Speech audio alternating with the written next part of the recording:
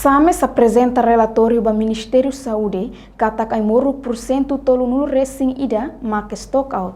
Diretor Executivo do Serviço Autônomo do Medicamento no Equipamento da Saúde SAMES, Santana Martins, atou informação para jornalistas Sira e o Ministério Finanças Aitara Clarandili terça-feira semana né. E tinha relatório que nós vemos e está apresenta para a Assistência do Ministério da Saúde, tinha stock out no momento na 31%. Também a mim explica o que está halando compras.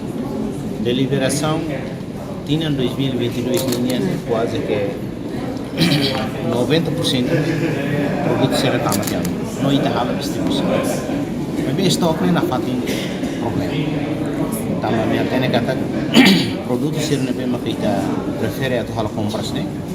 Mas a quantidade de será e tem que halar redução e tem disponibilidade orçamento. Então, a mim o esforço no caso iniciar para ter fortes medidas imediatas para a solução da Itania Estado.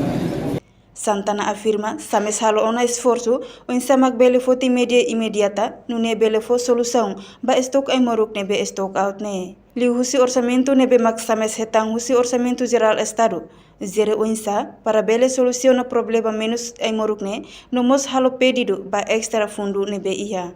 A mim o esforço no caso iniciar para ter fortes medidas imediatas para a solução da Itania Estado. Primeiro, zero tem orçamento na BMK, SAMES Simons e orçamento geral do Estado. Segundo, há pedido extra fundos ser na BMK que também acesso ao fundo de contingência ou ele acesso ao fundo de Covid-19. Mas depende da autoridade do governo linha que autoriza ele. Mas se lá kita se sente kata dificuldade né se ao declara bebê como kata entre formai baú em situação nesse difícil então comparar a situação agora também.